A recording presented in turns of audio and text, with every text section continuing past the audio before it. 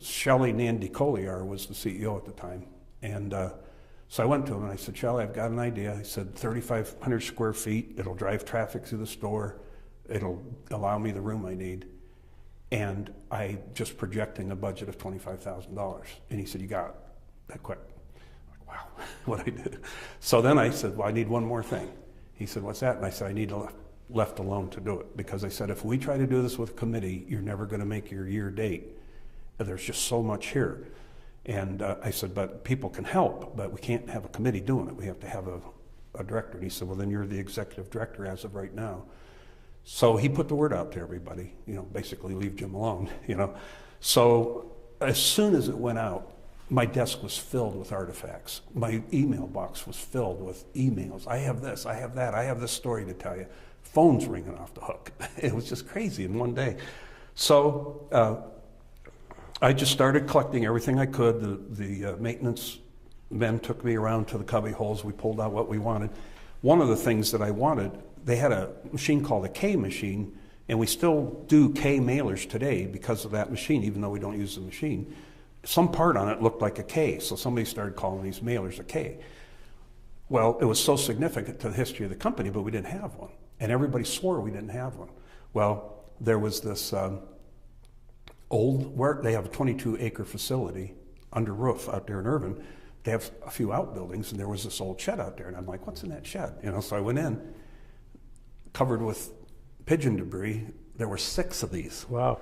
So I got right on the phone to maintenance, and I said, pick the smallest one and clean it as best you can. So they brought it in and used a pressure hose to clean it up and brought it up there. So that's how we got that machine. So I wanted it to be handicap accessible, so every aisle was wide enough for a wheelchair. And I wanted it to be linear in telling the story. And I had read in a book where nobody looks at the first thing they see when they walk into a museum, so I thought they see it on the way back out, but they're so enamored by the big museum that they don't actually look at detail. So I made the one wall to the right the history of Warren, and Chase Putnam, I don't know if you know him, but he's just a genius and wonderful person too. I used his writing, I used what I found in the archives, and I used what I found on the internet. I wrote the story. He gave me several photos that were within his family, and so I called him up. I said, Chase, can I send you copies of this, and will you go over? He said, I'll do better. I'll come right there and sit down with you. So for 3 hours, he picked apart that, and this paragraph should be here, and this really should say this. And so I think it's one of the most precise, concise histories of Warren that there could be, because, So I put that on that wall exiting so that they could walk by it when they come in, but they would read it on the way out. And I've seen many people, that's the last thing they do. They go from panel to panel on the way back out. But I also found there was a mysterious portrait of John Blair that everybody knew about, but nobody knew where it was. They had some photos of it. I found that in a cubbyhole. Oh. Got that, and it's gigantic, and it shows their house that they had up at Big Bend, which the Army Corps of Engineers took over to build the Kinzua Dam. And there might have been something political about that too, because John was against the Kinzua Dam. But they bought his house, so maybe he changed his mind, I don't know. But anyway, so I put that right on the wall as you walk in, so you cannot miss this guy as you walk in. And when I give the school tours, I give about 6 school tours a year, and they're all like 11 years old, roughly. And they come in, and I stop them all right there, and then I say, you see that old geezer on the wall? Yeah. And I said, he was a kid just like you and Warren. He went on to create $1 billion business and meet presidents and popes, etc. So that always gets them interested right away, and they're some of the best tours I have, the best questions. Anyway, so we built it. The maintenance guys helped me a lot, and people they didn't really have time to volunteer because they had their jobs and families, but they had time to give me stuff and tell me the stories. And how significant it was to me was 3 grown men cried in that building when they saw this thing that was specific to them. And one of them said, he had provided me with, it was the largest order that they had ever. It probably has been exceeded now, but it was for $2 million for one dress, and he had saved it since the '80s. And so I found, he gave it to me, and I found one of the K flyers. So I put it against it, and I had it on a wall with this Hall of Fame I have in there. And he came in there, and he started looking at it, and he started crying. And this guy's like 6 foot tall, you know, big, almost like a football player. And I'm like feeling kind of funny. He said, "You don't realize," he said, "my mom and dad worked here, and I worked here all my, you're doing this because you like history. Mm-hmm. You can't imagine what this means to us, you know." So anyway, I had 1 year. So I spent the first 2 months just planning and visiting other museums, the Zippo museums in Erie. I bought like 8 books on museums. I didn't read them, but I scanned them, you know, for the parts that I needed to know. And then I got my plan ready, and I drew everything up in a graphic arts program, not a CAD program, but a graphic arts program. I drew everything right where it was going to be, and it's all right where it was going to be. I had it all in my mind ahead of time. So once we started to work, we could Zoom, you know, to get it done. So we worked through that year, and I still had my day job there, so I'd be there at night working till really late. And the night before the opening, I was actually down there till 1 o'clock in the morning finishing up this one display that I wanted to get done. So, and what we did the week before, we had 100 tickets. It was like the golden ticket. 100 people that bought things could come in for a sneak preview. Because what I wanted to see is what they did when they came in the museum, so I would know what I needed to change or whatever. And one of the simple things was there was a golf ball there, and a kid picked it up, and I happened to see it. And I said, "Oh, you don't want to touch that." So I glued the golf ball down. But things like that, you know. So so then the very next week was opening on the 14th of January, 2010 for the employees, and the 4 living CEOs of Blair were all in the same room together for the first time ever. Wow. It was just amazing. And so I actually took a picture. I got a wax figurine of John Blair from the people who do work for the Smithsonian, because I didn't want to mess around getting junk, you know. I wanted it just to be right. And it took a long time, a lot of back and forth and everything. But so I had the 4 living CEOs beside him. So that was every single CEO except John's son, Jack. I didn't have anything to represent him, but at least I had 5 out of the 6 all-time CEOs all stand together and all smile. They just absolutely loved it. And so then the next day we had the opening for the general public.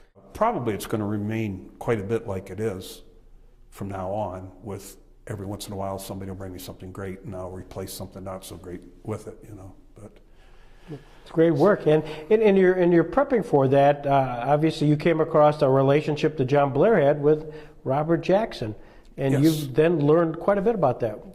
Yes, I don't know when they met. They were both lawyers. They were born fairly near each other, grew up fairly near each other. But from the point that they met until Robert Jackson passed away, they had a lifelong friendship, and they wrote letters to each other all the time. I've got copies of everything the Library of Congress had, about 200 pages of it, spent the whole night reading it.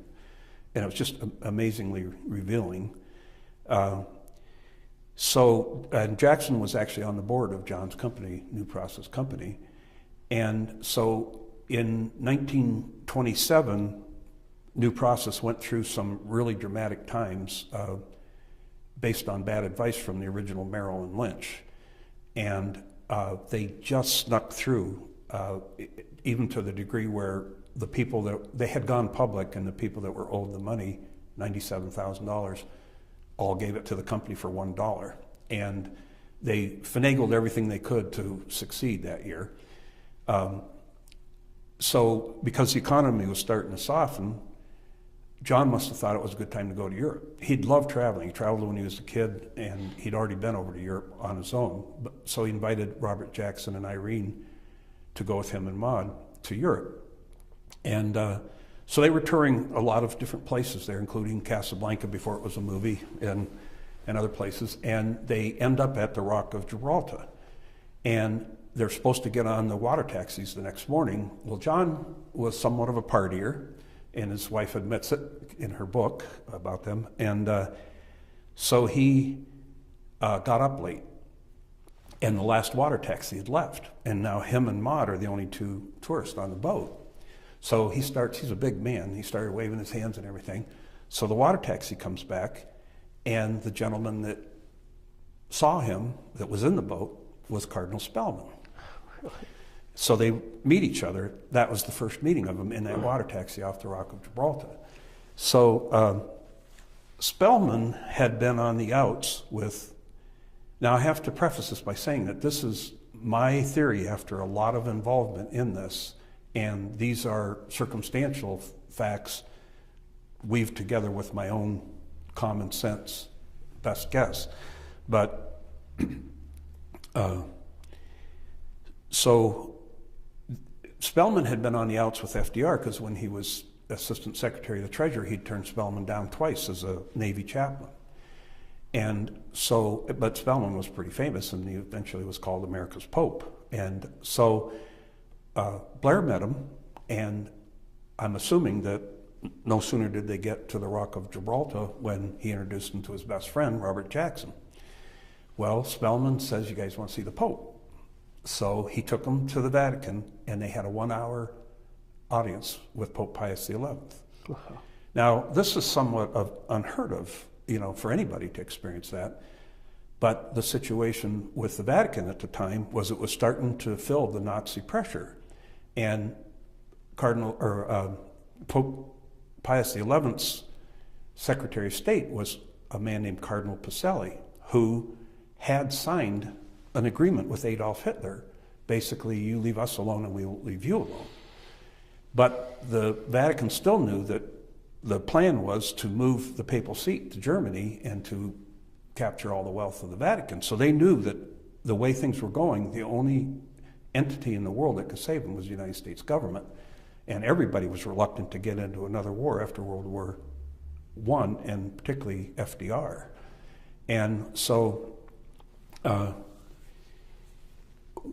we don't know what was said in that meeting, it's obviously. But coincidentally, one of the next stops they made was Nuremberg, Germany, 17 years, I believe, before the trial. And we have photos from Irene where she took pictures of a building in Nuremberg and she wrote on the back Nuremberg. We have pictures of the Vatican. We have pictures of the Rock of Gibraltar with her writing on the back. And so he came back to America, and Robert Jackson was enamored by FDR, and at some point he introduced John Blair, at least by name, to FDR. And in, I believe it was 1932, John Blair presented an idea to FDR. Now, John Blair was one of the top marketing people in the whole United States. He was legendary. He was in magazines, and he would sell millions of products where other people would sell hundreds of thousands. And in a 1929 letter that we have in the archives, he used the words Great Depression with lowercase letters, and the official term wasn't coined until 1934. So he was already ahead of the game there. And we have a letter from Franklin Roosevelt that says, thank you for your marketing idea. I don't know if he used the word marketing, but promotional idea. Please send it to Jim Farley, who was the kingmaker. Mm-hmm. And so I looked up where the New Deal came from, and typically the story is it came out of southwestern New York, and it was used by FDR in one of his speeches as he was running for president. Some people attribute it to another gentleman, but John Blair used terms like New Deal 1,000 times before FDR ever used it, because everything was a New Deal. We have a deal for you, whatever. And regardless, whatever that idea was, he sent it off to Jim Farley, and then he became part of the FDR team. And as we know, FDR is the only president ever elected 4 times. He's got one of the biggest marketing geniuses in the country behind him. So, by 1936, the public didn't think that FDR did a good enough job getting us out of the Great Depression and the Dust Bowl, and so there were questions about whether he was going to be reelected or not. And there was a Father Coughlin who was very anti-FDR that was on the radio all the time. So Cardinal Pacelli and Frank Spellman, who's by now is a Monsignor, came over to America and they toured all the Catholic enclaves saying, you have to vote for FDR. This is the saving of the Vatican if you vote for this man, because he will help us. And first thing they did was shut down Father Coughlin. And then they went to all these Catholic enclaves, and I've read on the internet that without the Catholic vote, he would not have won the 1936 election. So then they wanted to sell war bonds, and they knew John was this marketing genius, so they sent him their ideas for selling them, and he sent them back a 7-page report on how they should handle it and how they should appeal to the average person and all that. Henry Morgenthau Jr. was the Secretary of Treasury. He read it all. He invited John down to discuss it. A few weeks later, he offered him a job as Assistant Secretary to the U.S. Treasury. Well, at the time, John's company was struggling like a lot of other people had been, and his son was ill at the time, and his brothers and sisters and other members of the family were saying, you are our face to the public. Everything we send out has the name John Blair on it or your picture. You can't leave us. That'll be the end of the company. So he wrote Morgenthau a letter, which we have a copy of, and he says, I'm sure my grandchildren will think I'm crazy for not taking this job, but my loyalties are with the family and with the business. So he turned it down. But he continued to make regular trips to Washington. And in 1940, they asked him to write the questions for the 1940 census, which is considered the first comprehensive census. And of course, John knew the questions to ask because he knew people really well after all these years of dealing with them and psychologically. And he worked with Robert Collier, who was the Tony Robbins of the day.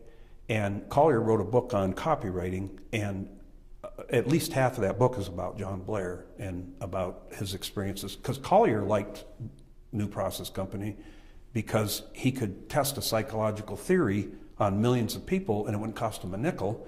And Blair, he had evidence of the results because Blair kept data on marketing. So they had a really symbiotic relationship there. And he had actually called in Robert Collier in 1927 when they had this fiasco that year to help him get bailed out. So under John, it continued. He continued his relationship with Robert Jackson right till Jackson died, sending letters back and forth. When he was in Nuremberg, John sent him a letter, when you come back, if you want to get away from it all, come out to the Big Bend camp. And I found a document somewhere that said that the Jacksons actually lived in the Blair home for a very short time, I believe in 1947, when they were getting their house remodeled, something like that. So my theory, of course, is that when they were in this private audience in 1928, the Pope said to them, we know you are both very well-placed people in America. We know we have a problem. We know America's our only savior. We know you know FDR. Can you go put a good word in for us or whatever? Then they brought Pacelli over. Pacelli ended up becoming Pope Pius XII, called John Blair back over to Rome and knighted him. And I actually held the medal in my hand. Wow. And it was very large, silver, wonderful decorations on it. And I asked to have it for the museum, but the family wanted it. So I don't think you get invited for an audience. I don't think you get invited over to be knighted. I don't think you get the Secretary of State of the Vatican and America's Pope to come over and help your man out unless you're a person of significance yourself. And I'm sure it was as much the friendship between the two men that was the dynamo behind this. It was, maybe Jackson could have done it all himself. Blair was kind of like his moral support and his marketing support. But I think there's enough evidence, and I sent my report. Well, I first called the Franklin Roosevelt Library and Museum, Presidential Library and Museum, and I told them what I had, and they said, we would really welcome the report, and what we'll do with this, we'll put it in our archives so that our historians can refer to it and other people can, and we'll see how much of this we can prove is true or not true. And so I wrote it up into a 30-page report and sent it off to them, and they sent me a nice email thanking me very much for it. So there was a wonderful relation between the men. They both knew popes and presidents.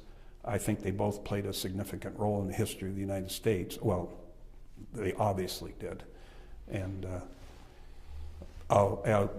in one of the letters, Robert had written to John saying he was going to become Supreme Court Justice, which, by the way, John accompanied him to his first date, and he also accompanied him to the White House to be inaugurated. And so Robert had said, "What a great way to spend the second half of my life. I can now take it easy," not knowing that he was going to be going back to Nuremberg, Germany, for the big trial. And John wrote back, "Isn't it wonderful how our good big dreams come true?" Yeah. That's all I know. I didn't honestly know. I grew up in Corey, but I didn't honestly know the significance of Robert Jackson. But as soon as I heard it, I'm like, there's not going to be another Robert Jackson ever. And then when I realized he's friends with John Blair, because I already was enamored by what John Blair was able to accomplish, and then I'm seeing these two guys are friends, I'm thinking, what are all the connections? So then my focus changed to that. For quite a while, it was like, what is the connection between John and Robert? What is going on there? And then the trip and the papal audience and all that. And I'm like, these guys were, and there was something said, and I don't know the exact wording, but the implication was, it's nice to be doing that stuff and just sit back and watch it happen. We don't need accolades. We just need it to happen. Mm-hmm. And I think that they kind of both lived by that a little bit. They didn't have to be the front man, the rock star. They wanted to see the stuff happen. And Blair, it might have been a little selfish in that he knew his fortune lay with the common person, and the common person was getting hammered through the Depression time. But I also think he had a real sense of social justice just from his writings about his employees and the way he treated them. And he knew that there was a line he couldn't cross because his name and actually his likeness in later years was on millions of pieces of literature, and it was the face of the company. And yet he wasn't the company. He knew that his employees and his brothers and his family members, whatever, were. And so everything he did had to be couched in the fact that he was this public face. So that was his excuse for, one of them, for turning down the assistant secretary of the treasurer, was he said, I can't have my face and my name on millions of flyers all over the world, or all over the country anyway, and also be a public servant. And if I pull that away from this company and my family, I pull everything away. So that was, his driving force. So I think he was satisfied to be in the background, and I think that's why a lot of what he did isn't so well known, and I've had to piece the puzzle together from different areas. But I don't think that he could have had a relationship with Robert Jackson for all of those years. I believe he passed in 52? 54. 54. And they wrote continuous letters to each other, and they went on vacations together and whatever. And I don't think he could have been that involved and be on the periphery. I think he had to be deeply involved, but didn't want the world necessarily to know it, because he also had this alternate ego, which was the alter ego, which was the face of Blair or New Process Company. So, well, even the conclusion when Jackson passed away and the train comes up to Warren, and they take the body of Jackson off in Warren and bring it to Jamestown while the train continues to Corey and then to Jamestown with the justices. Where does the Jackson family stay? But the Blair House. Oh, did they? Yeah. So that concluding part of Jackson's life on his way to be interred here in Chautauqua County was the train stopped in Warren, casket comes off, the funeral parlor takes it to Jamestown, Henderson, Lincoln. The Jackson family goes to the Blair House to repose, and they in turn then come up together to the funeral, while separately the train continues to Corey, Warren, Corey, to Jamestown. with the 8 justices in it. Wow. Yeah, so that was the kind of closure, if you will, and it's all Blair. There's a Blair story. We have that stuff. If at some point you're interested, ask Jen. But that kind of headlines picture of the casket and mention of going to the Blair house. Wow. Yes, they were terribly good friends. Yeah, terribly good friends. And you know, when you do travel abroad, it changes your perspective. And when they were traveling abroad, they were going into countries that still had basically Aboriginal people, you know, and so they were seeing America blooming like an incredible rose, and they were seeing what was happening around the world. And I think that my guess is that it just so deeply affected both of them as far as social justice goes, that they just said to themselves, look, we're pretty successful. Let's put this to good use. Let's do something for the world. Yeah. And they did.